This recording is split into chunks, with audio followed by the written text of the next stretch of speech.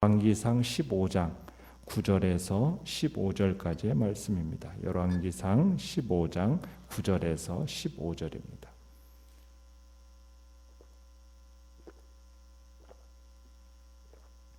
열왕기상 15장 9절에서 15절까지 우리 한 목소리로 같이 읽겠습니다. 시작. 이스라엘의 여로보암 왕 제20년에 아사가 유다 왕이 되어 예루살렘에서 41년 동안 다스리니라. 그의 어머니의 이름은 마아가라 아비살롬의 딸이더라.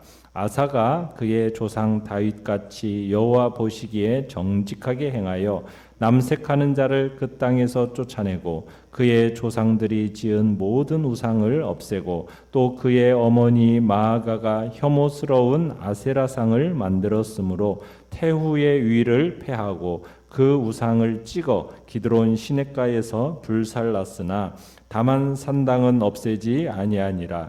그러나 아사의 마음이 일평생 여호와 앞에 온전하였으며 그가 그의 아버지가 성별한 것과 자기가 성별한 것을 여호와의 성전에 받들어 드렸으니 곧 은과 금과 그릇들이더라. 아멘.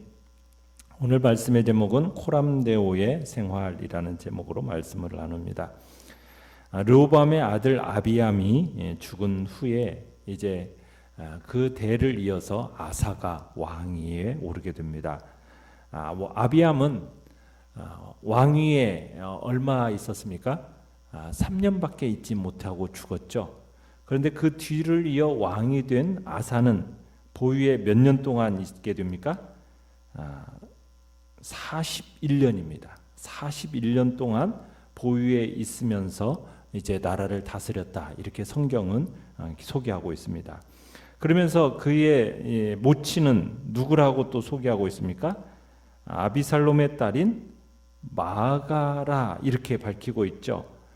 왕이 41년 동안 다스렸다고 언급한 후에 바로 어머니 모친에 대한 이야기를 한 것으로 보면 이 당시에 나라에 미치는 모친의 영향력이 상당했을 거라는 것을 알 수 있습니다.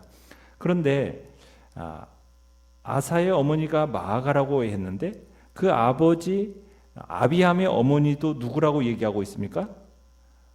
마아가라고 또한 얘기하고 있습니다. 그렇다면 이 두 사람은 동일 인물입니다. 그러면 어머니로 번역된 이 히브리어는 어머니라고만 지칭되는 게 아니라 할머니라고도 지칭이 되기도 합니다. 그러니까 마아가는 아사의 어머니라고 이렇게 하기보다는 아사의 누가 되는 겁니까? 할머니로 해석하는 것이 가장 문맥에 적절하다는 얘기죠. 어머니가 일찍 죽고 어린 나이에 왕위에 오른 아사에게 할머니가 어떻게 보면 그의 어머니의 역할을 할 정도로 영향력이 컸다는 이야기입니다. 그런데 이 할머니가 아사에게 좋은 영향력을 끼쳤을까요? 못 끼쳤을까요? 좋은 영향을 못 끼쳤습니다. 그것은 우리가 13절에 보면은 알 수가 있는 거예요. 그녀가 주동이 되어가지고 어떤 일을 했어요? 혐오스러운 아세라상을 만들어서 그것을 유다에서 이렇게 종교가 활성화시키도록 했다는 얘기입니다. 그러니까 그만큼 이 마아가의 영향력이라는 것이 막강했다라는 것을 상상하게 하는 거죠. 자, 내용 관찰 문제 1번을 보시면 자, 유다의 3대 왕 아사는 어떤 평가를 받은 왕이었습니까? 자, 어떻게 보면은 환경은 좋았습니까? 나빴습니까? 그렇게 좋은 환경이 아니었습니다. 그럼에도 불구하고 어린 아사 왕은 재임 초기부터 결심하고 하나님의 길을 가기로 했던 사람입니다. 그래서 11절에 그렇게 평가를 내리고 있어요. 아사가 그의 조상 다윗같이 여호와 보시기에 정직하게 행하였다. 마침내 하나님의 마음에 합한 사람 다윗과 같이 하나님이 보시기에 정직하게 행하는 왕이 탄생한 겁니다. 참 어떻게 보면 아비암같이 형편없는 배교자에게서 아사같이 훌륭한 신앙인이 태어났다. 이건 참 실로 놀라운 일이죠. 이 아사는 꾸준히 하나님의 뜻을 구하면서 의롭게 살았다라는 것이 열왕기 기자의 평가입니다. 조상 다윗과 같이 여호와 보시기에 정직하게 행하였을 뿐만 아니라 14절에 가보시면 아사의 마음이 일평생 여호와 앞에 온전했다 이렇게 하면서 참으로 주님을 사모하는 마음이 평생 한결같았다라고 평가를 내리고 있습니다. 남북 왕국을 통틀어서 종교 개혁을 단행한 최초의 왕으로 기억되는 인물이 바로 아사인 거죠. 자, 내용 관찰 문제 2번을 보시면은 우상 문제에 관해 묵인해 왔던 이전 왕들과 달리 아사는 과감한 개혁을 했습니다. 자, 그 개혁의 모습은 어떠했습니까? 자, 12절 13절을 보시면은 아사는 과감하게 종교 개혁을 단행하는데 솔로몬 왕 말년에부터 시작해서 그 이후로 계속 진행되어져 온 우상 숭배, 이교적인 풍습을 완전히 없애버렸습니다. 특별히 남색하는 자라는 것은 그 당시에 이 산당이나 어떤 신전에 남창들을 두었었는데 그 남창들을 모두 나라 밖으로 몰아냈다는 얘기죠. 또 13절에서는 그의 할머니 마아가에게 유다에서 아세라 종교를 부추긴 것에 대한 책임을 물어가지고 태후 대왕 대비의 자리에서 물러나게 합니다. 그리고 그 우상을 찍어서 기드론 시내가에서 불사르기까지 합니다. 그러니까 그만큼 아사가 얼마나 종교개혁에 대해서 단호한 의지를 가지고 있었는지를 잘 보여주고 있는 거죠. 오늘 본문에는 열왕기에는 나오지 않지만 역대하 14장 4절에서는 아사는 이 유다에서 우상을 제거하는 일로 만족하지 못합니다. 더 나아가서 어떤 일을 하느냐? 백성들에게 하나님의 율법과 명령을 배워서 실천하게 합니다. 그러니까 아사와 유다 사람들의 삶의 중심에 여호와를 섬기는 일이 가장 우선이 되었다는 점을 강조하고 있는 거죠. 그러니까 아사는 종교개혁을 단행하여서 유다 사람들의 삶에서 우상의 자리를 차지하던 그 자리를 뭘로 이제 바꾸도록 하는 겁니까? 하나님과 율법으로 바꾸도록 이제 하는 일을 이 아사가 했다는 얘기입니다.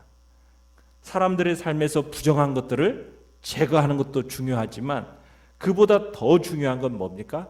대안을 제시하고 우상이 제거된 자리에 경건한 것들로 채우는 것이 사실 더 중요한 일이거든요.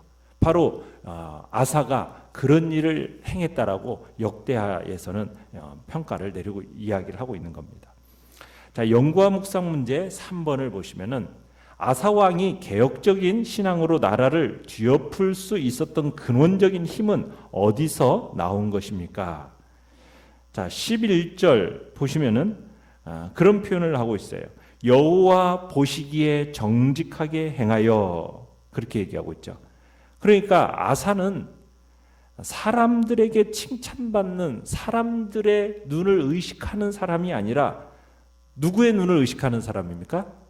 하나님의 눈, 여호와 보시기에 자신의 마음을 감찰하시고 인간의 생각과 내면을 감찰하시는 그 하나님 보시기에 정직하게 그분에게 칭찬받는 것을 더 귀하게 여기는 그런 마음을 가지고 있었기 때문에 바로 개혁적인 신앙으로 나라를 뒤엎을 수 있었던 겁니다. 그걸 가리켜서 오늘 제목처럼 어디에서의 삶? 코람데오. 코람데오라는 게 무슨 뜻입니까? 하나님 앞에서.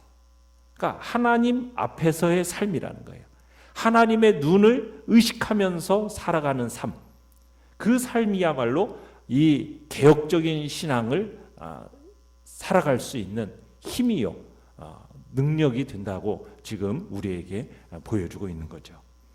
자, 느낀 점 4번을 보시면요. 엄밀히 말하면 할머니가 만든 우상을 과감히 불사르고 그를 폐위시킨 아사의 모습에서 무엇을 느낍니까? 여러분, 신앙이라는 것은 때로 가장 끊기 어려운 인간관계를 끊어야 되고 그것을 넘어가야 한다는 것을 우리로 하여금 느끼게 합니다. 그러니까 아사는 사사로운 정에 이끌리지 않고 할머니라도 우상을 숭배하면 그 책임을 추궁하는 거예요. 어른을 존중하지 않아서가 아닙니다. 그만큼 아사는 하나님을 향한 그의 마음이 각별했다라는 것을 보여주고 있는 겁니다.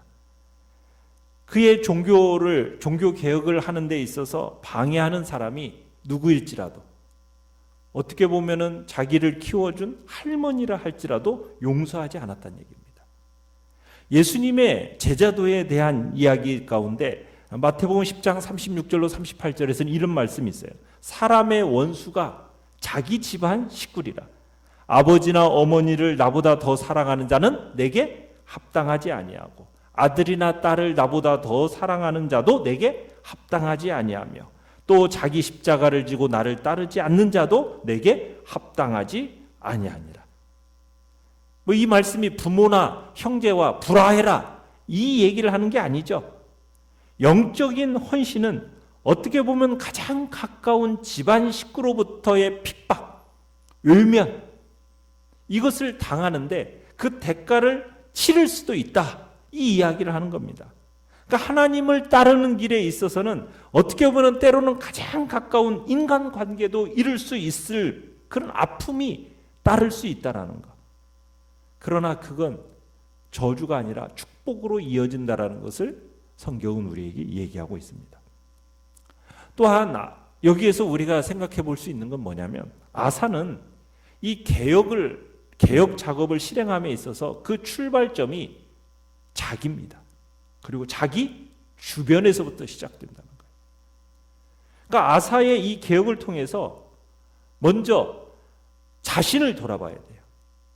많은 사람들이 세상을 바꿔야 된다고 하면서 개혁을 외치지만, 여러분, 스스로 깨어있다라고 생각하는 그 사람들이 개혁과 회복을 부르짖지만 많은 경우에 그 개혁의 대상이 누구입니까? 자기와 자기 주변 사람들을 예외로 두고 다른 사람을 향해서만 개혁을 외치는 경우가 많아요. 세상의 불의에 대해서는 막 참지 못합니다. 그러나 자기와 자기 주변 사람들에 대해서는 한없이 관대한 모습을 우리는 보게 돼요. 그렇지 않습니까? 우리가 얼마 전에도 봤던 내용이잖아요. 개혁을 외치지만 결국에는 그 부메랑이 누구한테로요? 자기한테로 돌아와서 자기 가정과 자기 자녀에게로 비난의 여론들이 막 화살처럼 쏟아졌던 것을 우리는 봐요. 그러니까 개혁을 얘기하지만 자기로부터 시작을 안 해요. 사람들은 항상 다른 사람, 세상. 그런데 출발이 어디가 돼야 된다는 얘기입니까? 나 자신으로부터, 나의 주변으로부터 개혁이 일어나야 그것을 개혁을 하는 사람이라 말할 수 있는 거지. 자기와 자기 주변에 대해서는 한없이 관대하고 그렇게 하는 사람들은 결코 개혁을 말할 자격이 없다라는 거죠. 성경에서 하나님은 항상 나와 내 주변을 먼저 새롭게 가꾸어야 될 걸 얘기합니다. 그럴 때 우리가 살아가는 세상 안에서 새로움을 기대할 수 있다는 거예요. 우리의 삶, 우리가 섬기는 교회, 우리가 살아가는 세상은 더 나아지고 아름다워지기 위해서 항상 개혁이 요구되어지는데, 그 개혁이 요구되어지는 것은 먼저 어디서부터 시작돼야 됩니까? 나 자신, 그리고 우리의 주변으로부터 시작이 돼야 된다고. 그럴 때 그게 올바른 개혁이 되어짐을 우리는 오늘 아사를 통해서 보게 되는 것입니다. 자, 그런데 14절에 보시면 안타까운 것이 딱 하나가 있어요. 그게 뭐예요? 그 모든 정열을 태워서 여호와를 사랑했는데 단 한 가지, 산당을 제거하지 못해. 산당. 이것 때문에 아사에게 최고점을 줄 수가 없었어요. 산당이라는 것은 예루살렘 성전이 건축되기 전까지만 해도 이스라엘 백성들이 하나님께 제사 드리는 곳으로 이용이 되었습니다. 그곳은 성전이 건축되기 전까지의 편법이에요. 자, 성전이 건축된 솔로몬 시대 이후로부터는 산당 제사는 어떻게 되어져야 됩니까? 폐제해야 됩니다. 제사는 오직 어디에서만 드려져야 돼요? 예루살렘 성전에서만 드려져야 되는 겁니다. 신명기 12장 11절에서는 단일 중앙 성소에서만 예배를 드리도록 하나님이 규정을 하셨어요. 오직 한 장소, 다른 장소에서 예배드리는 것은 하나님의 율법을 어기는 거라고 분명하게 신명기에서 얘기를 해놓고 있거든요. 자, 그런데 이 솔로몬 시대 이후로도 이 산당 제사가 계속되어진 거예요. 이 산당 제사가 결국에는 뭘 제공해 준 겁니까? 우상 숭배의 빌미를 제공해 주게 되는 거예요. 종교개혁을 단행하면서도 산당 파괴를 하는 것이 마땅했던 겁니다. 나중에 산당을 파괴한 왕으로서 나타나는 두 사람이 있어요. 그 사람이 누군지 아십니까? 히스기야와 요시야입니다. 완전히 그 관행이라는 이유로 완전히 제거하지를 않았어요. 결국에는 이스라엘로 하여금 우상 숭배의 온상으로 이 산당이 자리 잡게 되었다라는 겁니다. 우리는 이걸 내용을 보면서 진정한 개혁의 성공이 어떻게 이루어져야 하는가를 다시 한번 확인케 하는 겁니다. 그냥 피상적인 변화, 그것만이 아니라 문제의 근본적인 원인을 어떻게 해야 됩니까? 제거해야죠. 그죠? 그래야 개혁이 성공하는 거예요. 근본적인 부분에서부터 잘못된 뿌리를 잘라내야 되는 겁니다. 사람이 범죄하는 것이나 교회가 오류를 범하거나 잘못된 길에 들어서게 되는 것은 그냥 우연히가 아니거든요. 거기에는 항상 그런 죄와 오류를 일으키는 뭐가 있습니까? 잘못된 뿌리가 있게 마련입니다. 우리가 죄를 짓지 않고 또 우리 교회가 잘못된 길에 빠지지 않기 위해서는 보이는 잘못을 가리고 그것을 일시적으로 중단하는 것, 여기에 만족할 게 아니라 그 근본된 뿌리를 찾아내가지고 그 근본 뿌리를 어떻게 해야 됩니까? 잘못을 유발시키는 그 모든 것을 근절해야 되는 거죠. 그렇게 할 때 우리의 믿음과 우리의 삶의 바로 된 근본을 세울 수 있게 되는 거고, 하나님의 원하시는 모습으로 든든히 세워져 갈 수 있게 되는 겁니다. 우리의 삶에 결코 오점을 남기지 않겠다라는 어떤 비장한 각오를 가지고 거룩한 발버둥이 필요한데, 우리의 삶에 있어서 정말 산당과 같은, 어떻게 보면은 우상 숭배의 빌미를 제공할 만한 근본적인 어떤 부분, 혹여나 내게는 없는지, 우리의 가정에는 없는지, 우리 교회에는 없는지, 그것을 주님 앞에서 또 돌이켜보면서 그것을 단호하게 잘라내고, 그래서 주의 교회가 거룩하고 하나님 보시기에 정말 하나님 보시기에 정직하고 하나님의 눈앞에서 정말 성실한 그런 복된 자리에 우리의 삶이, 우리의 가정이, 우리의 교회가 있기를 간절히 바랍니다. 결단과 적용을 보시면요, 나는 항상 하나님의 눈을 의식하며 살아갑니까? 하나님께 인정받는 거룩한 그리스도인이 되기 위해 내 삶에서 몰아내야 할 것은 무엇입니까? 이 시간 주님 앞에 기도하시면서 묵상하시길 바랍니다. 오늘의 기도 같이 한번 읽겠습니다. 시작. 날마다 말씀으로 새로워지는 은혜를 경험하며 마음을 감찰하시는 하나님 앞에서 정직하게 하소서. 아멘. 말씀을 생각하면서 기도하시고요, 연약한 우리의 지체들을 위해서 기도해 주시고, 속히 코로나19 바이러스 이 사태가 종식되어지는 은총을 우리가 기도하면서 주의 은혜 안에서 함께 모여 예배드림이 속히 회복되질 날을 우리가 또 기대하며 기도하며 나아갑니다.